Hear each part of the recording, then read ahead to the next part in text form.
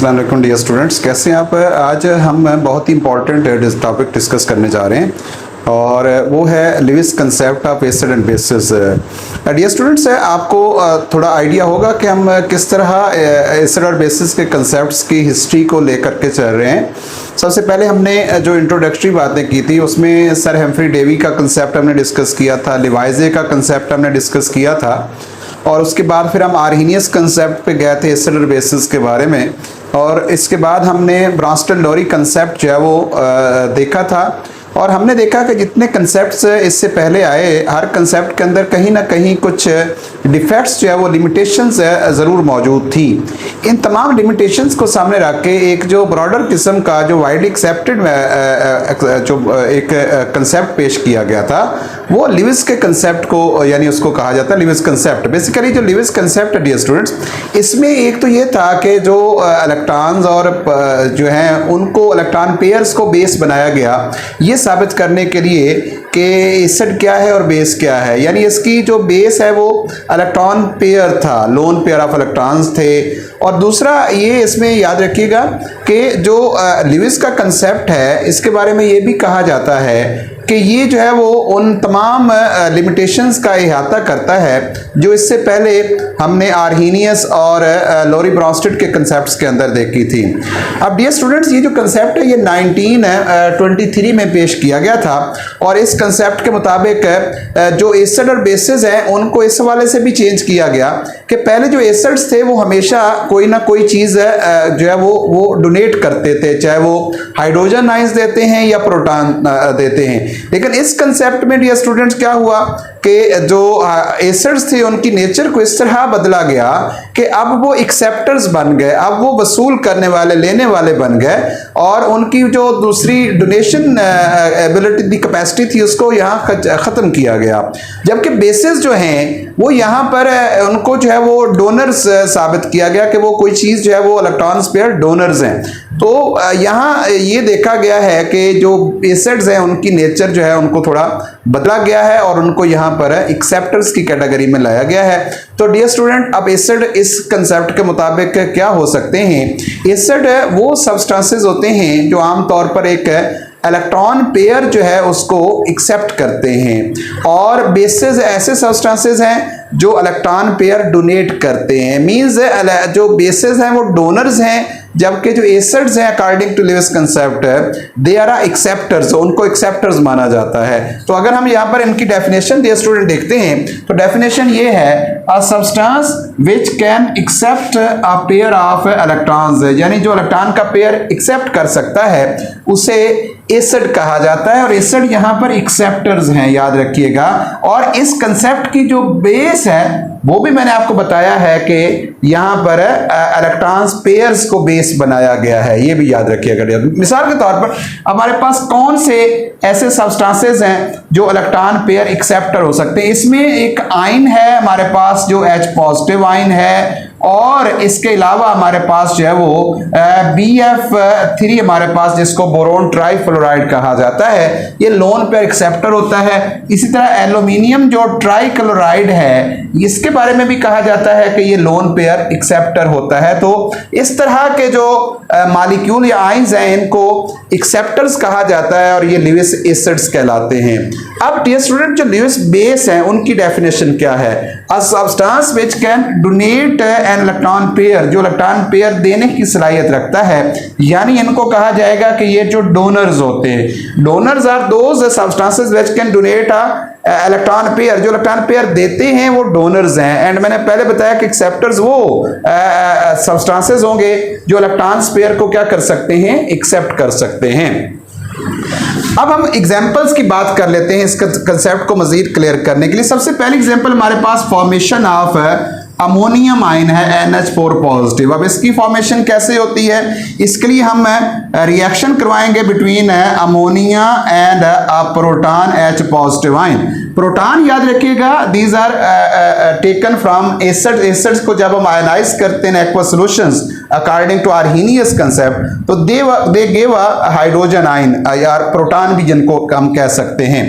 अब जो यहाँ पर अमोनिया डियर स्टूडेंट, उसकी स्ट्रक्चर कुछ ये है कि हमारे पास नाइट्रोजन है, सेंट्रल एटम है यहाँ पर, जिसके सराउंडिंग में जो है वो 3 हाइड्रोजन जो है यहाँ पर मौजूद हैं। नाइट्रोजन का एटॉमिक नंबर 7 होता है, जिसकी इलेक्ट्रॉनिक कॉन्फ़िगरेशन 2 और 5 है। तो इसका जो वैलेंस शेल होगा डियर स्टूडेंट, उसमें 5 इलेक्ट्रॉन्स मौजूद होंगे। इसको 3 इलेक्ट्रॉन्स चाहिए फर्दर अपना वैलेंस शेल कंप्लीट करने के लिए, तो ये 3 हाइड्रोजन के साथ अपना एक एक इलेक्ट्रॉन जो है वो शेयर करेगा, तो इसके पास 8 इलेक्ट्रॉन मुकम्मल हो जाएंगे। लेकिन इसके पास एक जो इलेक्ट्रॉन पेयर है, ये इसके पास यहाँ पर लोन पेयर है, और ये लोन पेयर किसी भी दूसरे एटम के साथ शेयर किया जा सकता है, और इस तरह कोऑर्डिनेट कोवेलेंट बॉन्ड जो है वो बनाया जा सकता है। तो यूं हम कह सकते हैं कि जो हमारे पास अमोनिया है उसमें नाइट्रोजन के पास लोन पेयर होता है, जबकि जो H पॉजिटिव है इसमें एक प्रोटॉन होता है सेंटर में, और इसका जो वैलेंस शेल है ये बिल्कुल इनकम्प्लीट होता है, तो इसको एक इलेक्ट्रॉन जो है वो चाहिए होता है। अब होता क्या है डियर स्टूडेंट, इसको जो लोन पेयर चाहिए होता है वो कैसे पूरा करता है ये, अब ये जो नाइट्रोजन है इसके पास ये लोन पेयर मौजूद है, एक एक इलेक्ट्रॉन इसने हाइड्रोजन के साथ अपना शेयर किया हुआ है, और जब हाइड्रोजन इसके पास अप्रोच करता है जिसके पास कोई इलेक्ट्रॉन नहीं है, तो ये क्या करता है, ये लोन पेयर इसके साथ शेयर कर लेता है और लोन पेयर उसको दे देता है। यूं ये जो है वो इनके दरमियान जो बॉन्ड बनता है वो कोऑर्डिनेट कोवेलेंट बॉन्ड बन जाता है, और ये जो H पॉजिटिव है क्योंकि ये इलेक्ट्रॉन का पेयर ले रहा है, लिहाजा ये according to this concept acid है, और अमोनिया क्योंकि लोन पेयर दे रहा है, लिहाजा अकॉर्डिंग टू दिस कंसेप्ट ये एक बेस के तौर पर काम करेगा, और इस तरह इन दोनों के मिलने से जो एक नया सब्सटेंस बनेगा उसको NH4 पॉजिटिव कहा जाएगा।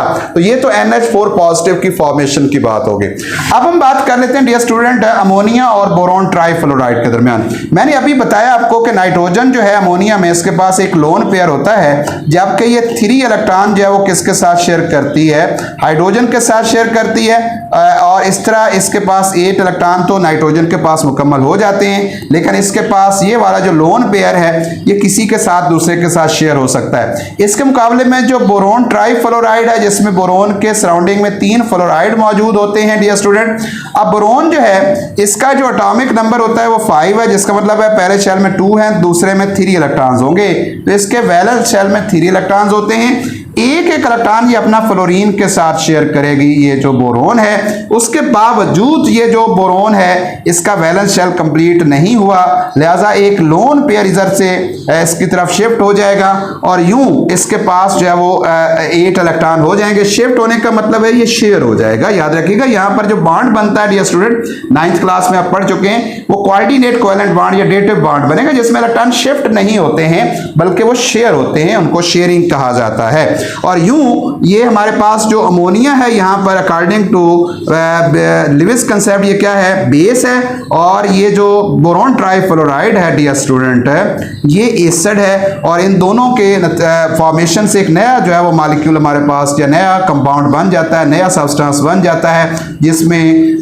नाइट्रोजन अपना लोन पेयर बोरोन के साथ जो है वो शेयर कर लेती है, और यूं एक नया सब्सटेंस जिसको हम एडक्ट कहते हैं उसकी फॉर्मेशन हो जाती है। ये दूसरी एग्जांपल। तीसरी एग्जांपल भी हमारे पास डियर स्टूडेंट मौजूद है, और वो रिएक्शन है फ्लोराइड के दरमियान और बोरोन ट्राइफ्लोराइड के। बोरोन की अभी हम बात कर चुके हैं डियर स्टूडेंट कि बोरोन जो है इसके वैलेंस शेल के अंदर जो है वो 3 इलेक्ट्रॉन्स होते हैं, और ये एक एक इलेक्ट्रॉन अपना फ्लोरीन के साथ शेयर करेगी डियर स्टूडेंट। और फ्लोरीन का आपको पता है एटॉमिक नंबर 9 होता है डियर स्टूडेंट। फ्लोरीन जो है इसका एटॉमिक नंबर 9 है, जिसके पहले शेल में 2 होंगे, लास्ट शेल में 7 इलेक्ट्रॉन्स होंगे। तो यहाँ पर फ्लोरीन के पास जो है वो 7 इलेक्ट्रॉन्स होते हैं। ये पीछे वाला जो हमने स्ट्रक्चर पढ़ा है इसमें भी फ्लोरीन के साथ पास 7 इलेक्ट्रॉन्स हैं। एक फ्लोरीन ने 7 अपने थे, एक बोरोन के साथ शेयर करके उसने अपना वैलेंस शेल कंप्लीट कर लिया है, इसने भी इसी तरह अपना वैलेंस शेल कंप्लीट कर लिया है। इसने भी इसी तरह वैलेंस शेल कंप्लीट कर दिया। तो यहाँ पर हम इसको थोड़ा आपको समझाने के लिए जो है वो यहाँ पर इसके 7 इलेक्ट्रॉन्स ड्रा कर देते हैं, इसके भी 7 इलेक्ट्रॉन ड्रा कर देते हैं ताकि आपको कंसेप्ट जो है वो समझने में आसानी हो जाए। और इसके भी जो 7 इलेक्ट्रॉन्स हैं वो यहाँ पर हम ड्रा कर लेते हैं ताकि आपको फ्लोरीन का जो वैलेंस शेल वो भी कंप्लीट होता नजर आए। यहाँ पर फ्लोरीन जो है इसके पास फिर यहाँ पर 7 इलेक्ट्रॉन हैं, एक ये शेयर करेगी बोरोन के साथ, वही जो पीछे हमने बात की है वही यहाँ पर रेपिटेशन हो जाएगी। 7 इलेक्ट्रॉन्स हैं, इसके पास भी यहाँ 7 इलेक्ट्रॉन्स आएंगे और यूं ये क्या करेगी बोरोन के साथ एक एक अपना इलेक्ट्रॉन शेयर करेंगे और अपना फ्लोरीन वैलेंस शेल कंप्लीट करेगी। लेकिन जो फ्लोराइड है, फ्लोराइड जो होता है इसके पास 8 इलेक्ट्रॉन्स होते हैं, 7 इलेक्ट्रॉन्स इसके अपने हैं और 1 इलेक्ट्रॉन इसने किसी से एक्सेप्ट किया हुआ है, तो ये फ्लोराइड आयन बन गया। अब इसके पास आपको पता है डियर स्टूडेंट कि इसके पास लोन पेयर्स की तादाद ज्यादा है, लिहाजा कोई भी लोन पेयर इसके साथ शेयर हो सकता है बोरोन के साथ और बोरोन का यहाँ वैलेंस शेल कंप्लीट हो सकता है। लिहाजा फ्लोराइड जो है यहाँ पर हमारे पास है एज अ बेस काम करेगा और ये उसी तरह जैसे हम पहले बात कर चुके हैं ये जो है वो एज एन एसिड जो है वो काम करेगा बोरोन ट्राइफ्लोराइड जो है। और यूं इनके दरमियान जो है नया जो है वो बॉन्ड बन जाएगा जिसको हम कोऑर्डिनेट कोवेलेंट बॉन्ड कहेंगे, जिसमें फ्लोराइड जो है वो अपना लोन पेयर बोरोन की तरफ ट्रांसफर करता हुआ नजर आएगा और यूं यहां पर जो है वो आपको एक नया कंपाउंड जो है वो बनता दिखाई देगा बोरोन टेट्राफ्लोराइड की शक्ल में। तो यूं आप हमारे पास 3 एग्जांपल्स हो गए ये दिखाने के लिए कि जो लुईस एसिड्स हैं वो इलेक्ट्रॉन पेयर एक्सेप्ट करते हैं और जो लुईस बेसेस होते हैं वो इलेक्ट्रॉन पेयर डोनेट करते हैं। अब एक सवाल आता है डियर स्टूडेंट, वो ये है कि according to Lewis concept neutralization क्या है। तो याद रखिएगा अकॉर्डिंग टू जो लुईस कंसेप्ट है न्यूट्रलाइजेशन बहुत ही सिंपल है। According to this concept acid combines with a base to form a new substance that is called adduct.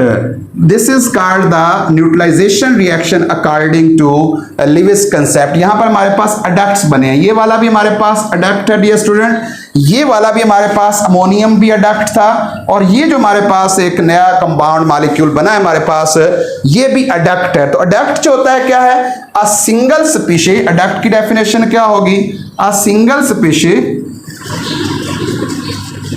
Formed as a result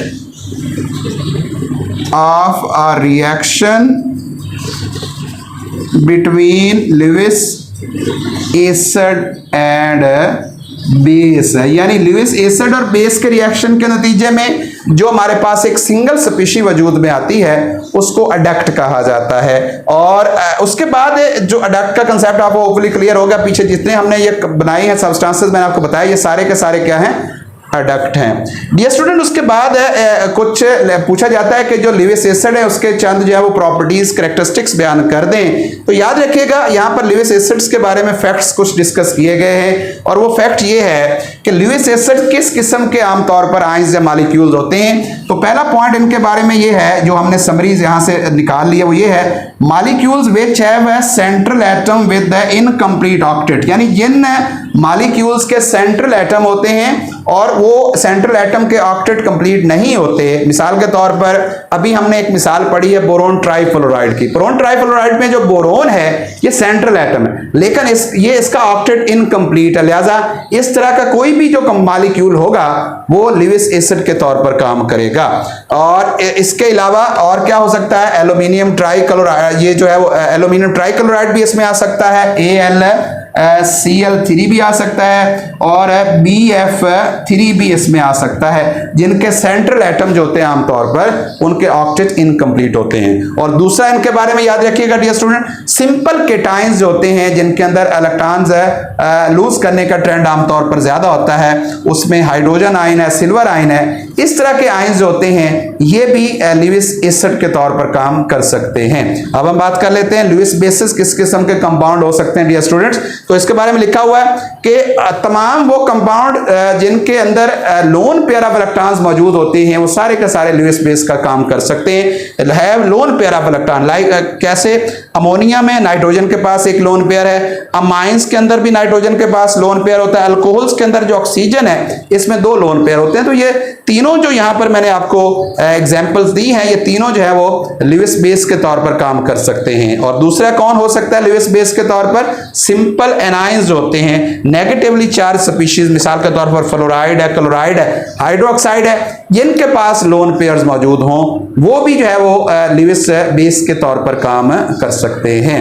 dear student, hopefully आपको ये जो है वो कंसेप्ट थोड़ा क्लियर हो गया होगा। मैं इसकी समरी अगर बयान कर दूं, समरी डियर स्टूडेंट ये है कि लिविस एसिड वो सब्सटेंसेस होते हैं जो lone pair of electron accept करते हैं, एक्सेप्टर होते हैं। लिविस बेसिस वो सब्सटेंसेस हैं जो लोन पेयर को डोनेट करते हैं। और लिविस एसिड और लिविस बेस के दरमियान जो बॉन्ड बनता है वो डेटिव या कोऑर्डिनेट कोवेलेंट बॉन्ड होता है। और इसके बाद इन दोनों बॉन्ड्स के नतीजा में, कोऑर्डिनेट कोवेलेंट बॉन्ड के नतीजा में जो नई स्पीशीज बनती है उसको अडैप्ट कहा जाता है। न्यूट्रलाइजेशन रिएक्शन जो होता है उसकी डेफिनेशन यहां इस कंसेप्ट के मुताबिक ये है कि neutralization reaction according to this concept acid and base combined to form an adduct. Adduct बनाते हैं। एडक्ट क्या है? एडक्ट एक सिंगल स्पीशी है जो लिविस एसिड और बेस के रिएक्शन के नतीजे में बनते हैं। उसके बाद लिविस एसिड्स वो कंपाउंड होते हैं जिनके मॉलिक्यूल्स के सेंट्रल एटम का जो ऑक्टेट है वो इनकम्प्लीट होता है। और दूसरा जो सिंपल केटाइंस होते हैं जैसे H पॉजिटिव है, AG पॉजिटिव है, ये भी क्या कर सकते हैं? ये भी लिविस एसिड के तौर पर काम कर सकते हैं। लिविस बेसिस कौन होंगे डियर स्टूडेंट? वो कंपाउंड जिनके एटम्स के अंदर लोन पेयर्स मौजूद होते हैं, वो सारे के सारे लिविस बेस के तौर पर काम कर सकते हैं। और कुछ नेगेटिवली चार्ज आयन जो होते हैं जैसे फ्लोराइड है, क्लोराइड है, हाइड्रोक्साइड्स है, ये भी जो है वो लिविस बेस के तौर पर काम कर सकते हैं। तो इंशाल्लाह नेक्स्ट वीडियो के साथ जो है वो इंशाल्लाह फिर हाजिर होंगे। उस वक्त तक दुआओं में याद रखिएगा, अपना ख्याल रखिएगा। अल्लाह हाफिज।